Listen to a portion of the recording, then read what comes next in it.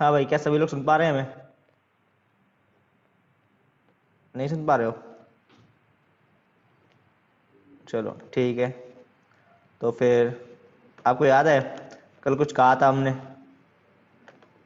तुम भूल गए ना? कल कहा था हम लोग पढ़ के आना घर से क्वाड्रेटिक क्वाड्रेटिक। कोई पढ़ के तो आया नहीं होगा, है ना? इस बात की गारंटी हमसे ले लो।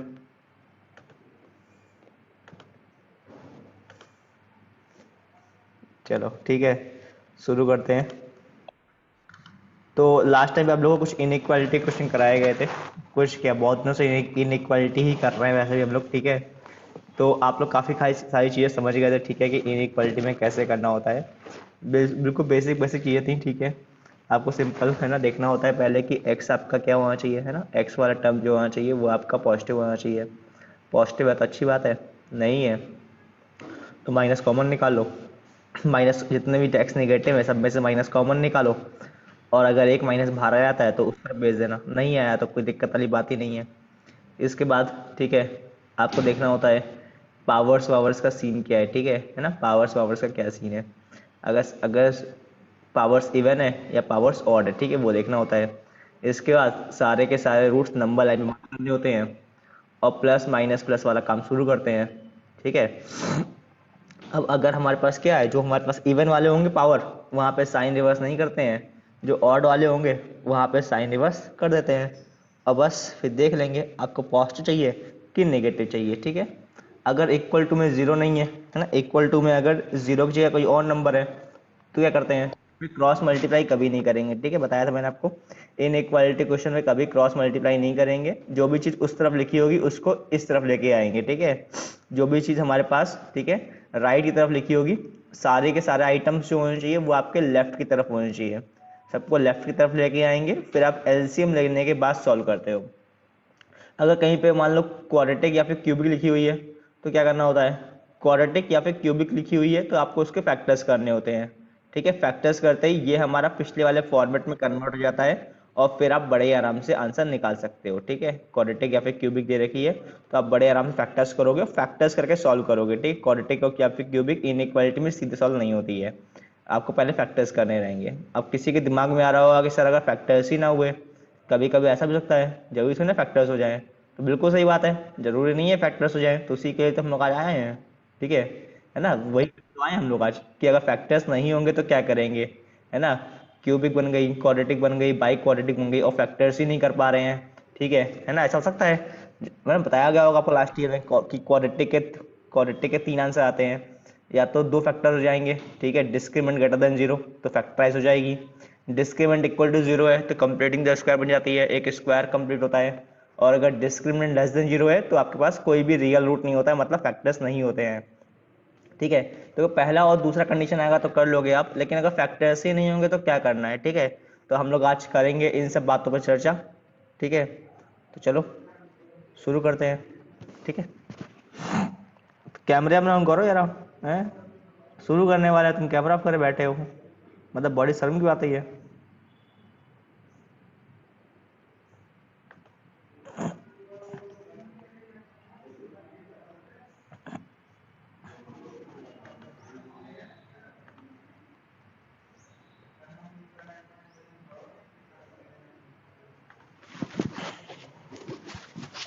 चलो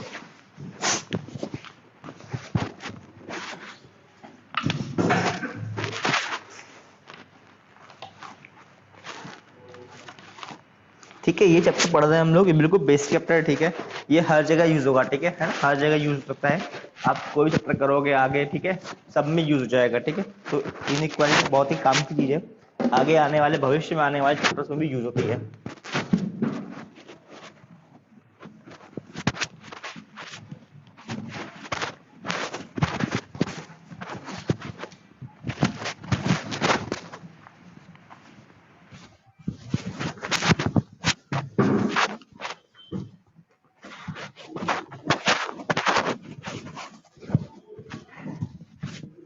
ठीक है, तो लोग बात करते हैं पहले कुछ क्वाड्रेटिक इक्वेशंस की। ठीक है, कुछ दिख रहा है तुम लोग को, हम दिखाई दे रहे हैं क्या?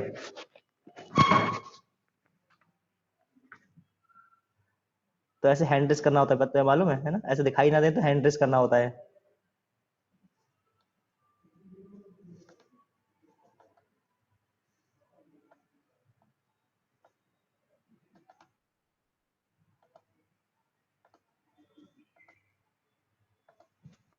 अब दिख रहे हैं क्या हम? ठीक है, चलो देखते हैं। ठीक है,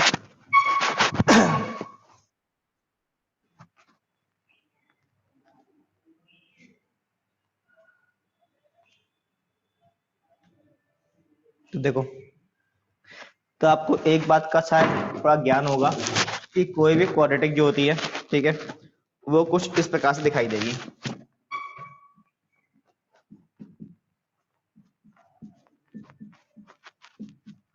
आपको मालूम आती है? ठीक है, कोई भी क्वाड्रेटिक जो होती है वो आपकी f x equal to a x square plus b x plus c कुछ इस प्रकार से दिखाई देती है।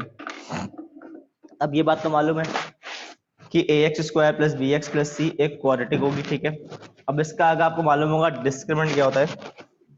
डिस्क्रिमिनेंट जो होता है वो होता है बी स्क्वायर माइनस 4ac। ठीक है, B square minus 4ac, that is known as our discriminant. ठीक है, इसको हम लोग बोलते हैं डिस्क्रिमिनेंट। देख देते हैं स्पेलिंग भी। ठीक है, कल को तुम बोलो पता नहीं क्या था ये, है ना, स्पेलिंग तुम देख लेना। ठीक है, कुछ ऐसी ही होती है। ठीक है ना, इतनी अंग्रेजी हमारी स्ट्रांग नहीं है। ठीक है ना, तो इसको बोलते हैं डिस्क्रिमिनेंट। ठीक है, तो d इक्वल टू आ गया बी स्क्वायर माइनस 4ac। ठीक है, ये हमने निकाल लिया है। अब यहाँ पे देखो 3 पॉसिबिलिटीज रहती हैं। अगर आपके पास क्या है, d की वैल्यू ग्रेटर देन 0 है, then roots will be real and distinct. तो रियल एंड डिस्टिंक्ट रूट का मतलब क्या है कि फैक्टर्स करोगे तो 2 आंसर आ जाएंगे। ठीक है, अगर आपके पास d की वैल्यू इक्वल टू 0 है, then roots will be real and equal, मतलब सॉल्व करोगे तो दोनों रूट सेम हो जाएंगे, कुछ समथिंग स्क्वायर बन जाएगा। ठीक है, समथिंग कुछ स्क्वायर बन जाएगा। एंड हियर अगर डी की वैल्यू लेस देन जीरो है देन इमेजिनरी रूट्स, ठीक है। अगर डी की वैल्यू लेस देन जीरो है then roots will be imaginary, ठीक है। आप बचपन में पढ़ते आए होगे नो रियल रूट्स, ठीक है, उसको हम लोग इमेजिनरी रूट्स बोलेंगे, ठीक है। अब इमेजिनरी रूट्स क्या होते हैं, क्यों होते हैं, कहाँ से होते हैं, इन सब बातों के बारे में करेंगे बाद में चर्चा, ठीक है। फॉर टाइम में इतना समझ लो कि इमेजिनरी रूट होंगे, या फिर आप चाहो तो नो रियल रूट भी लिख सकते हो, कोई दिक्कत वाली बात नहीं है, ठीक है। फॉर टाइम में अगर आप नो रियल रूट भी लिख लो तो कोई काटेगा नहीं, ठीक है सर, ठीक है। जो रियल नहीं होता उसी को तो बोलते हैं इमेजिनरी, ठीक है। नो रियल रूट, ठीक है। तो इस प्रकार से, ठीक है, हमारे पास डी की ये तीन कंडीशन रहती हैं। तो अगर डी की वैल्यू जीरो से बड़ी है तो real and distinct roots, D की वैल्यू इक्वल टू जीरो है तो रियल एंड इक्वल रूट्स, और डी की वैल्यू अगर लेस देन जीरो है तो इमेजिनरी रूट्स, या फिर आप बोल सकते हो नो रियल रूट्स, ठीक है। अब देखो, तो अगर मान लो कि कोई भी क्वाड्रेटिक है उसके रूट्स अगर अल्फा और बीटा है, ठीक है, कोई भी क्वाड्रेटिक है उसके रूट्स अगर अल्फा और बीटा है, ठीक है, मान लो इसी के रूट्स अगर अल्फा और बीटा है तो इसको हम लोग समथिंग कुछ ऐसा लिख सकते हैं। आपने किया होगा ये काम बचपन में,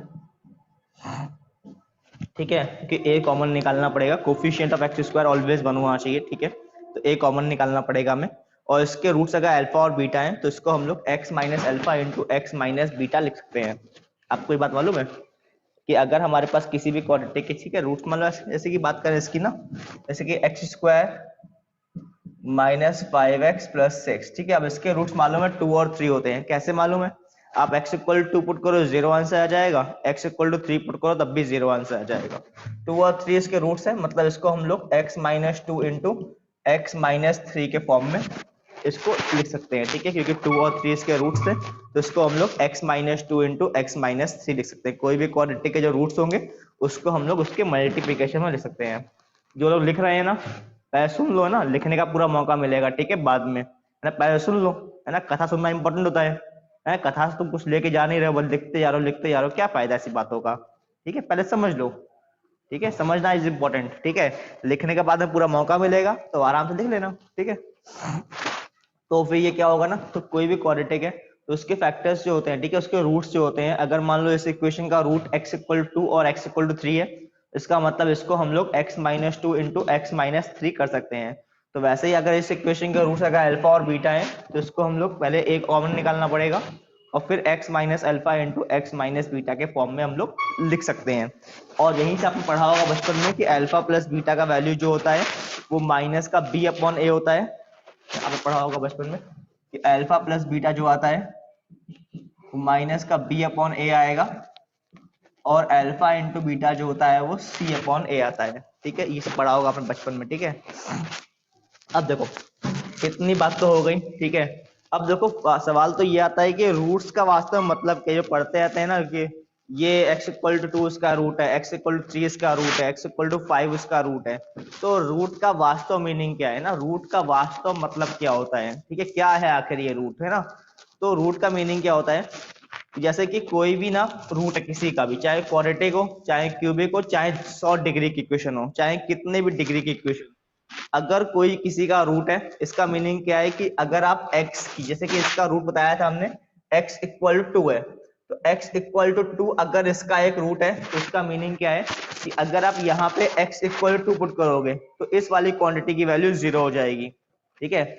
किसी भी इक्वेशन के रूट का मीनिंग क्या होता है कि अगर आप x इक्वल टू फलाना फलाना वैल्यू पुट करोगे तो उसका आंसर जो है वो आपका जीरो आ जाएगा। तो ये बेसिक मीनिंग होता है रूट होने का। तो अगर कोई भी हमारे पास चीज किसी का भी रूट है तो मतलब आप x इक्वल टू अगर ये वैल्यू पुट करोगे तो इसका वैल्यू जो है इन द एंड जीरो आ जाएगा।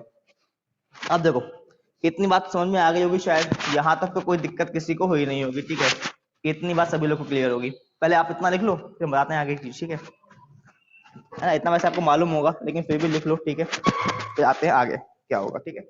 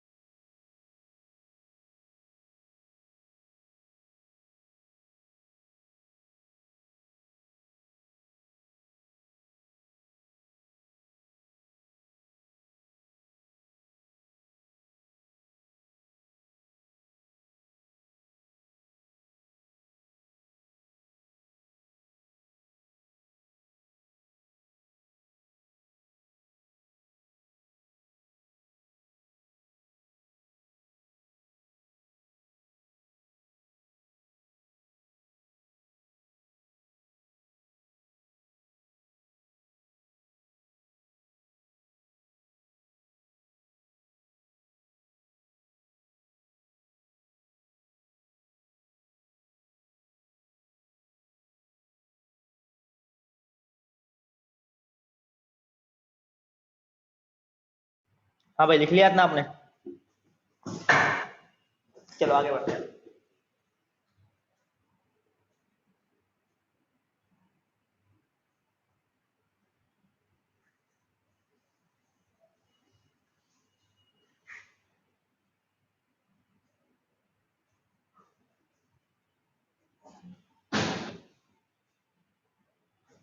अब देखो, आपने ये चीज पढ़ी होगी 10th में कि कोई भी क्वाड्रेटिक जो होती है ना, उसका ग्राफ जो होता है समथिंग कुछ पैराबोला शेप का होता है। ऐसा कुछ सुना था आपने? है ना? कोई भी क्वाड्रेटिक जो होती है, ठीक है, उसका ग्राफ जो होता है वो समथिंग कुछ पैराबोला शेप का होता है। ठीक है, पैराबोला क्या होता है? ठीक है, बता अभी बता देते हैं।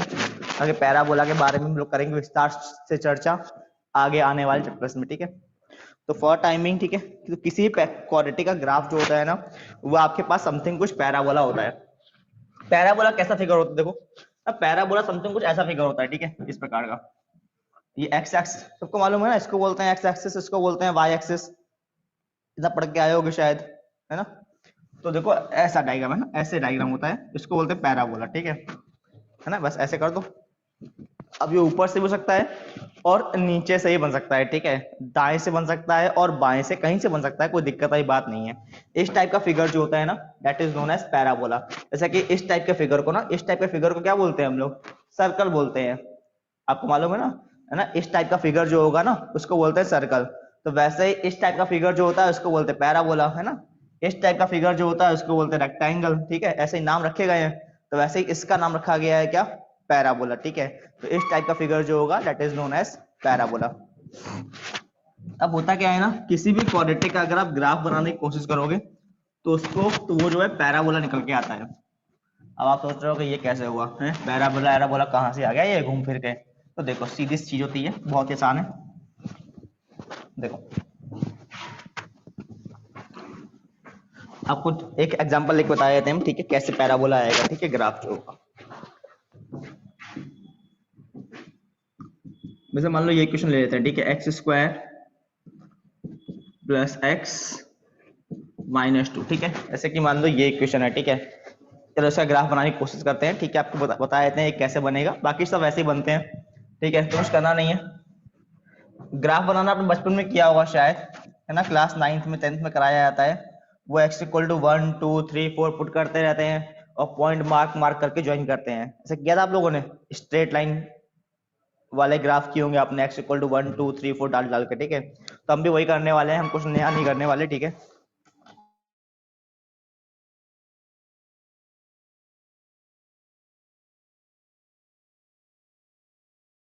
अब हाँ, तो हम भी वही करने वाले हैं, ठीक है। तो हम भी वही करेंगे, x इक्वल टू 0 पुट करो, कितना आंसर आएगा। तो x इक्वल टू 0 पुट करो, है ना। सब लोग ध्यान से देखें बोर्ड की तरफ, ठीक है।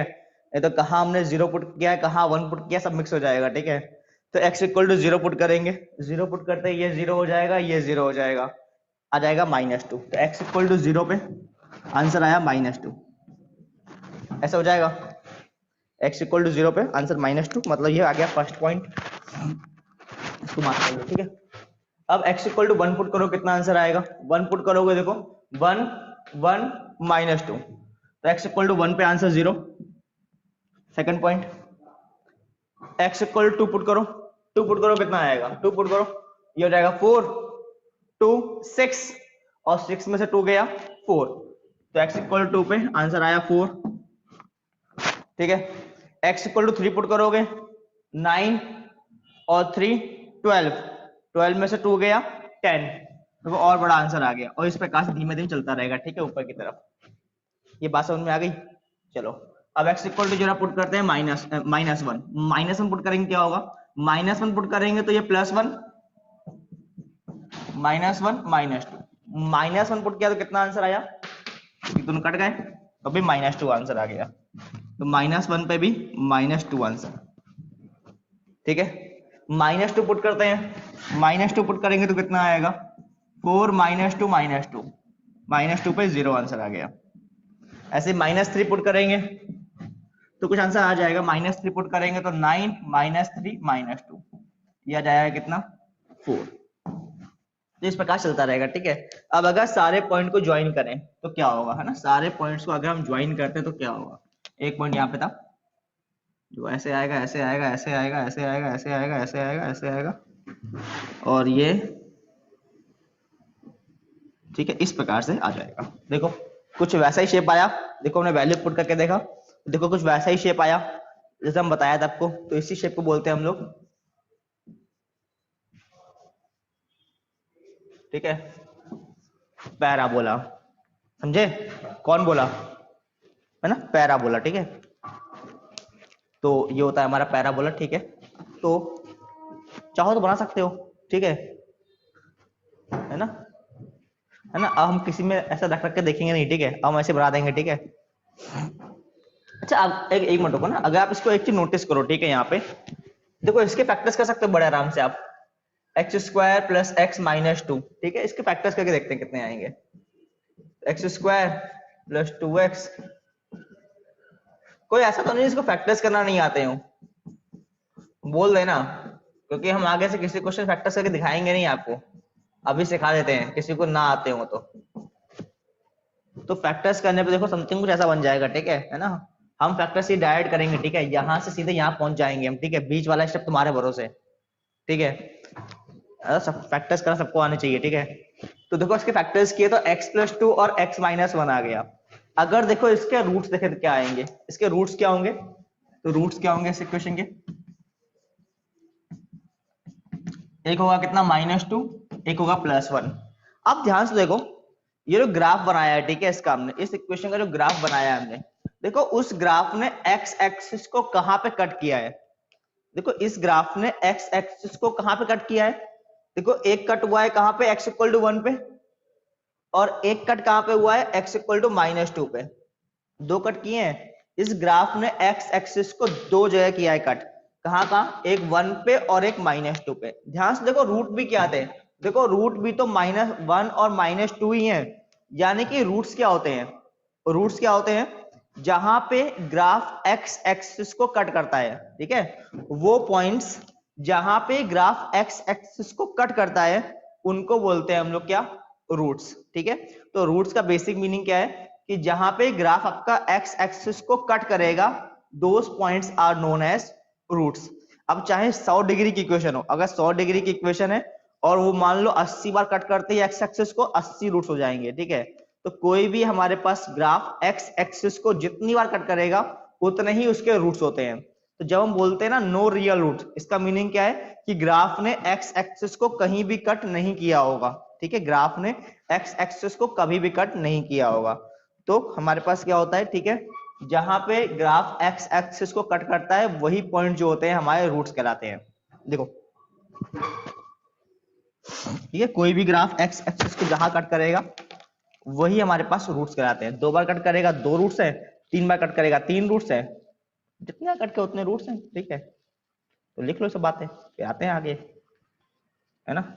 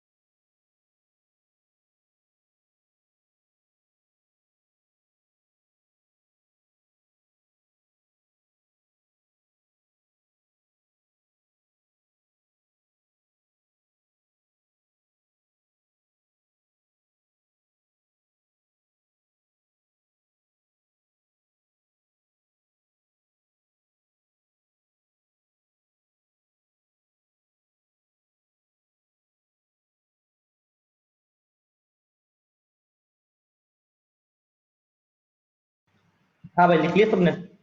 बोलो यहां तक कोई दिक्कत है किसी को?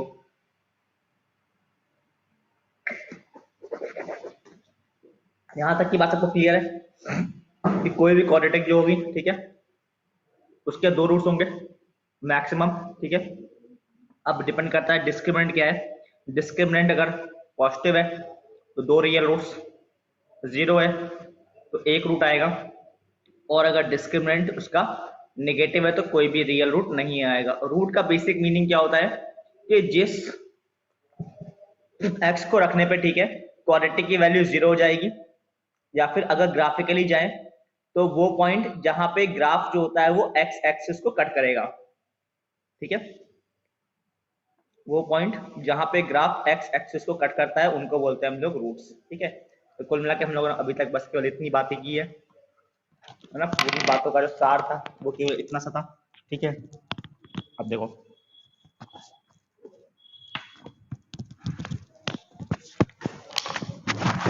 अब किसी भी क्वाड्रेटिक का ग्राफ क्या आएगा ना, ये काफी सारी चीजों पे डिपेंड कर जाता है। ठीक है, देखो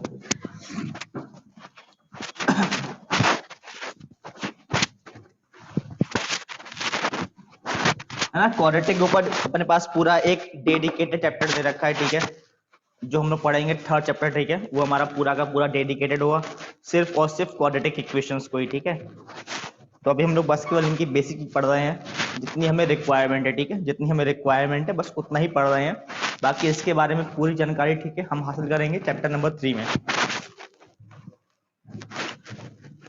देखो अब लोग कोई भी क्वाड्रेटिक जो होगी ना वो कैसे बनेगी, ये डिपेंड करता है उसके ए के वैल्यू के ऊपर। 2 केस बनाएंगे।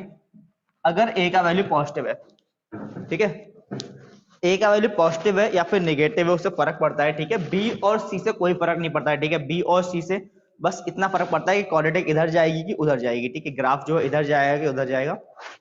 ए की वैल्यू पॉजिटिव है कि नेगेटिव है इससे फर्क पड़ता है कि क्वाड्रेटिक का शेप कैसा होगा, ठीक है। क्या मतलब होता है बताता हूं आपको मैं भी।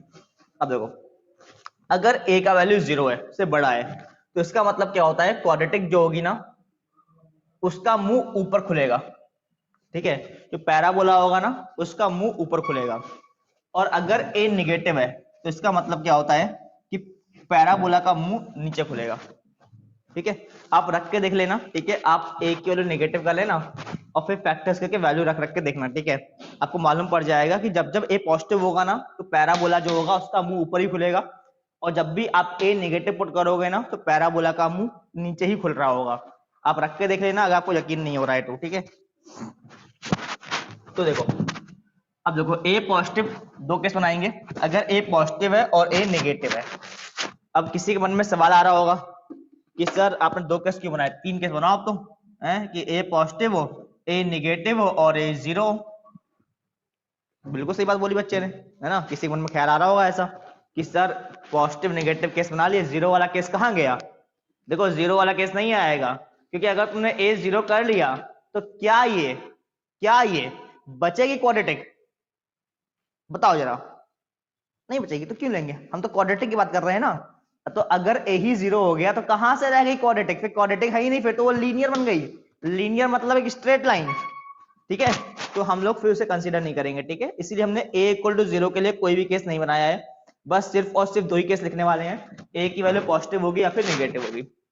अब देखो पॉजिटिव वैल्यू होगी ना तो तीन केस आएंगे। क्या केस होंगे, अब अगर ए पॉजिटिव है तो तीन पॉसिबिलिटी होंगी। पॉसिबिलिटी नंबर एक क्या है कि उसके रूट्स आ जाए, दोनों दो रूट्स हो जाए, मतलब ग्राफ जो है कट कर जाए एक्स को। दूसरी पॉसिबिलिटी कि एक रूट आ जाए, और पॉसिबिलिटी नंबर 3 कोई भी रूट ना आए। तो पॉसिबिलिटी नंबर 3 पे जरा गौर फरमाते हैं। पॉसिबिलिटी नंबर 1 क्या है, पॉसिबिलिटी नंबर 1 क्या है कि अगर डी की वैल्यू 0 से बड़ी है, डी की वैल्यू 0 से बड़ी है, इसका मतलब क्या होता है कि हमारे पास क्वाड्रेटिक जो होगी, ठीक है, वो एक्स एक्सिस को कट करेगी, ठीक है। यही मीनिंग है, डी का वैल्यू 0 से बड़ा है मतलब उसके दो रियल रूट्स होंगे, दो रियल रूट्स होंगे मतलब क्वाड्रेटिक जो होगी, क्योंकि ए पॉजिटिव था तो क्वाड्रेटिक का मुंह ऊपर खुलेगा मुंह और कट करेगी एक्स को दो बार। तो ग्राफ कैसा आएगा, कुछ इस प्रकार से ग्राफ आ जाएगा। अब कोई बोल सकता है कि सर ऐसा ही क्यों आएगा, है ना, ऐसा बना लो तो, बिल्कुल बना लो, तुम तो ऐसा बना लो, ठीक है, हमें तो कोई आपत्ति नहीं है, ठीक है। अब हम तो कोई एक ही बनाएंगे ना यार, तीनों से ना बना पाएंगे, है ना, ठीक है। तो बात एक ही है, ठीक है ना। हम लोग इसकी चर्चा नहीं कर रहे हैं, ठीक है, कि वो कट जो है इधर करेगा, कि कट जो है ऐसे करेगा, कि कट ऐसे करेगा, इन सब बातों में बारे में चर्चा नहीं कर रहे हैं, ठीक है। इनके लिए भी अलग से पॉइंट रहते हैं, ठीक है, कि कब ऐसा आएगा, कब ऐसा आएगा, कब ऐसा आएगा, तो वो सब लोग क्वाड्रेटिक में पढ़ेंगे, ठीक है। फॉर टाइम बिंग मतलब इतने से मतलब है कि ए का वैल्यू पॉजिटिव है मतलब क्वाड्रेटिक का मुंह ऊपर खुलेगा, और डी का वैल्यू पॉजिटिव है मतलब ग्राफ जो है वो आपका एक्स एक्सिस को दो बार कट करेगा। कहां कट करेगा इससे मतलब नहीं है, बस आप एक्स एक्सिस को कहीं भी दो बार कट करा दो। तो हमने देखो दो बार कट करा दिया है, ठीक है। तो ये बन गया हमारा पहला ग्राफ, ठीक है ना। किसी की मर्जी हो तो वो ऐसे बना ले या फिर ऐसे बना ले, कोई दिक्कत नहीं है। हमें बस इससे मतलब है, बस हमें इससे मतलब है कि ग्राफ जो है वो एक्स एक्सिस को दो बार कट कर रहा है, बस। डी के लिए पॉजिटिव दो बार कट कर जाएगा, वो तो डिपेंड करेगा आप, ठीक है, तीनों में से कौन सा आने वाला है, वो डिपेंड करेगा कि आपके पास है ना ये कोफिशिएंट ए बी और सी की वैल्यूज क्या क्या है। फिर आप फैक्टर्स से बताओगे कि भाई इधर कट कर रहा है उधर कट कर रहा है, ठीक है। क्योंकि हमने ए बी सी कुछ लिखे नहीं है, तो ये अल्फा हो जाएगा रूट और ये रूट बीटा हो जाएगा। इतने में शायद किसी को कोई परेशानी रही नहीं होगी, ठीक है। तो ये तो केस नंबर 1 आ गया।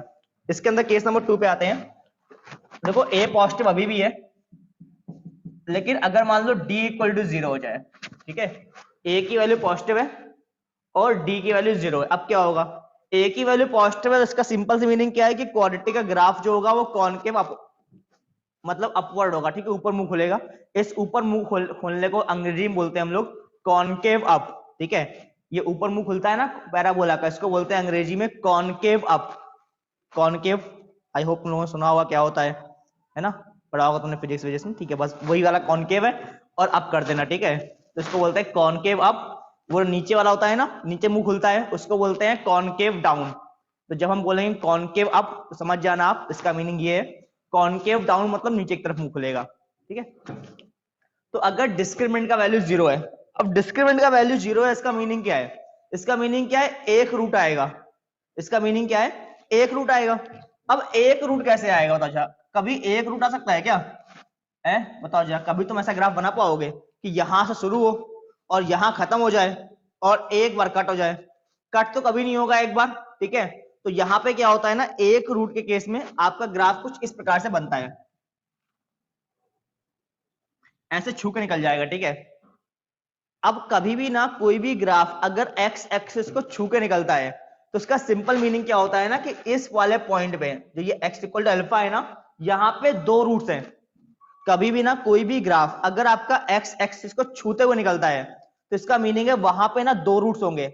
ये हर जगह वैलिड है, ठीक है। कोई भी इक्वेशन, कोई भी पॉलिनोमियल हर जगह वैलिड होता है कि अगर आपके पास आप ग्राफ बना रहे हो और वो ग्राफ अगर एक्स को कट करता है तो एक ही रूट है वहां पे, लेकिन अगर एक्स को छूते हुए निकल जाए, टच करते हुए निकल जाए, तो मतलब यहाँ पे उसके दो रूट्स हैं। और देखो डिस्क्रिमिनेंट अगर इक्वल टू 0 होता है तो उसका मीनिंग भी यही होता है कि रिपीटेड रूट है वहां पे, रियल एंड इक्वल रूट, मतलब दोनों रूट सेम हो गए हैं। अब दोनों रूट सेम है, इसका मतलब क्या है कि ग्राफ जो है उस पॉइंट को एक्स पे टच करता हुआ निकल जाएगा।